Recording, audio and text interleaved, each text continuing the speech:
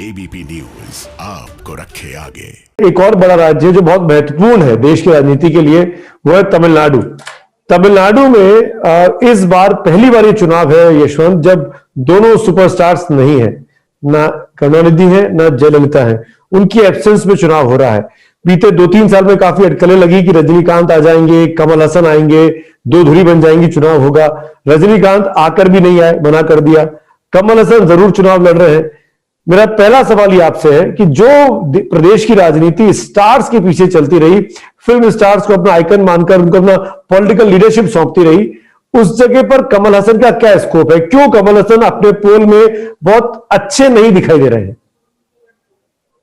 कमल हसन लोकसभा चुनाव वाले में भी कोशिश की, उन्होंने कुछ हाथ नहीं लगा। और रजनीकांत ने समझदारी करते हुए अपनी मिट्टी पलीद करने से बचा लिया, क्योंकि जो सर्वे में नंबर आ रहे हैं उसमें सुमित कोई बहुत ही सयाना इंसान है, जिसने जो भी नंबर देखे होंगे, समझा होगा, एडवाइस किया होगा कि पूरे अपनी जिंदगी भर की आपकी जो एक रसूख है, आपकी जो कमाई है, जो इज्जत है, अगर आप लुटाना चाहते हैं तो आप भले ही कूद जाइए। अदरवाइज रजनीकांत को भी 6-7% वोट और 5-7 सीटों के अलावा कुछ मिलने की संभावना नहीं थी। इसलिए उन्होंने सही समय पे अपनी तबीयत बिगाड़ी और बाहर हो गए जो भी कारण करके। ये बात सही है कि इन दोनों बड़े स्टार्स, जो पॉलिटिकल स्टार्स थे, करुणानिधि और जयललिता के बगैर ये पहला चुनाव है और उसका वैक्यूम भरना बड़ा कठिन है। एआईएडीएमके के लिए 10 साल की इनकम्बेंसी है, अम्मा की एब्सेंस है, इसलिए स्वाभाविक से सारा गणित, सारा गेम उनके खिलाफ है और घर की लड़ाई है। एएमएम के जो बना ली है शशिकला और उनके भतीजे ने अलग से, वो करीब अभी 7-8% दिख रहा है, पता नहीं 10% काटेंगे, कितना काटेंगे, जितना भी काटेंगे वो एआईएडीएमके का काटेंगे। तो स्वाभाविक सी बात है कि इस पूरी लड़ाई में अगर किसी को फायदा होना है तो केवल डीएमके को होना है। लेकिन उस फायदे का मुख्य कारण केवल ये नहीं है सुमित की सामने वाले की हालत खराब है। फायदे का एक बहुत बड़ा कारण ये भी है कि करीब अपनी मृत्यु से 10 साल पहले से करुणानिधि जी ने स्टालिन को अपना उत्तराधिकारी घोषित करके पार्टी की राजनीति पूरे उसके हाथ में छोड़ दी थी। तो स्टालिन करुणानिधि की मृत्यु के बाद में भी ऐसा नहीं है कि वहां के लिए नए है, वो 10 साल से डीएमके वही चला रहे हैं।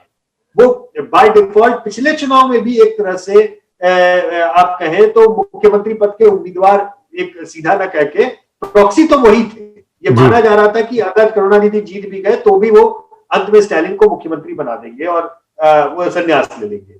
तो इसलिए स्टालिन उस वैक्यूम को भरने में कामयाब हो गए हैं।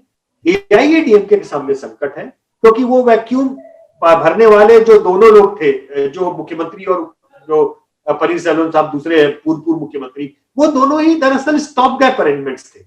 जब जयललिता ने उनको मुख्यमंत्री बनाया उन लोगों को, तो वो एक तरह से जिसे कहते हैं बहुत ही कद्दू किस्म के उम्मीदवार थे, जिनके ऊपर कोई ग्लैमर नहीं था, कोई उनका वो नहीं था।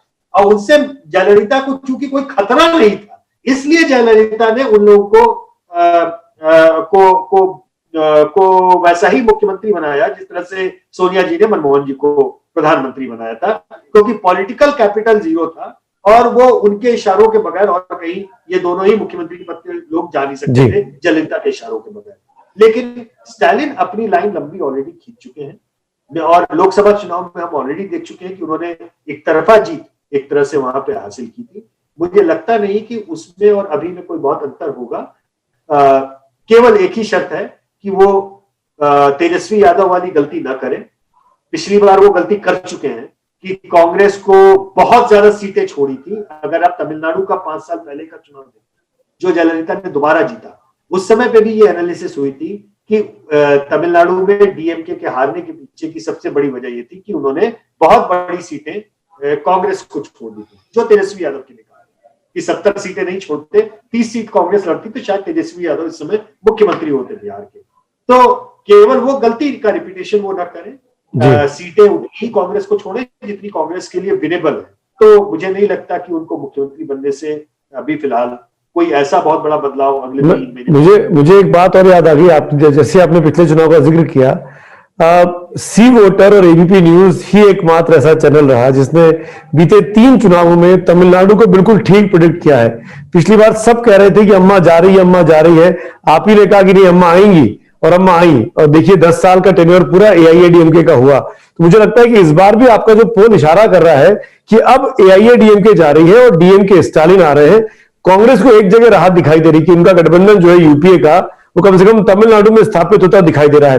पर मेरा सवाल दूसरा है आपसे यशवंत, वो ये कि बीजेपी के बड़े नेता अभी नड्डा साहब गए थे 3-4 दिन पहले, अमित शाह ने बिहार खत्म होते से ही बंगाल और तमिलनाडु का दौरा भी कर लिया है।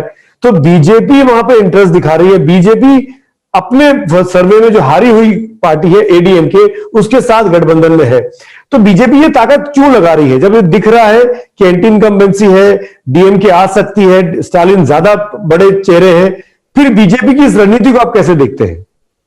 मुझे लगता है बीजेपी 2024 का गेम खेल रही है लोकसभा चुनाव का, क्योंकि आप ये देखिए इस समय सारे मेंबर ऑफ पार्लियामेंट ज्यादातर डीएमके के हिस्से के हैं केंद्र में, और अब सत्ता परिवर्तन होता है तो ज्यादातर एमएलए उनके हो जाएंगे।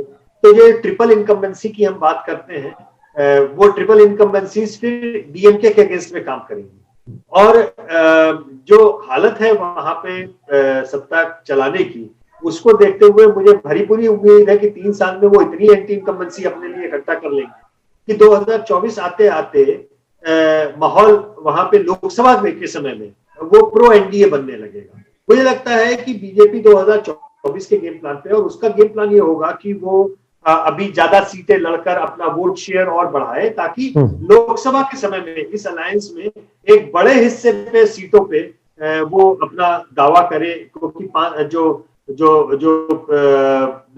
2014 का लोकसभा चुनाव था उसमें जयललिता की ट्यूनिंग कितनी भी अच्छी हो नरेंद्र मोदी से उस समय, लेकिन एनडीए का हिस्सा जयललिता नहीं थी।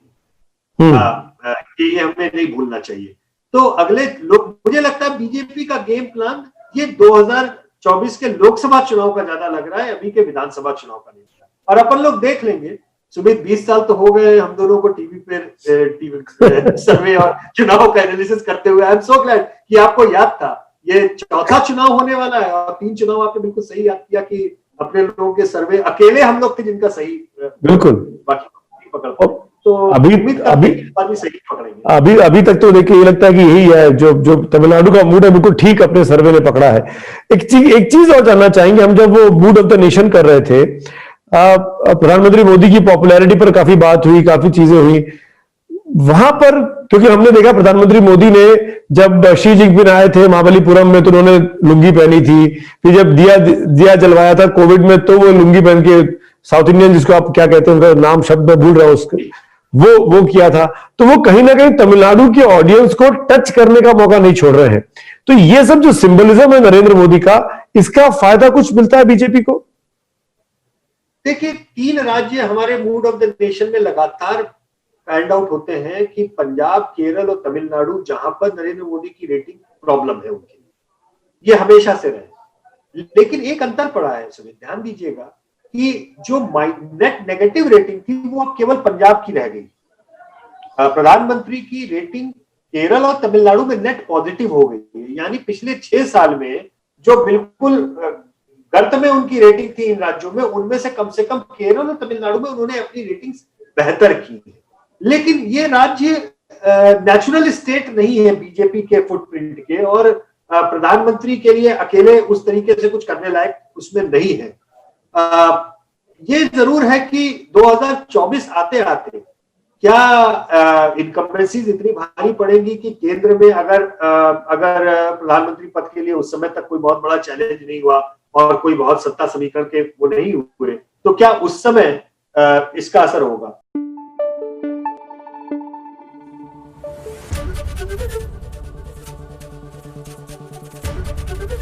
एबीपी न्यूज आपको रखे आगे।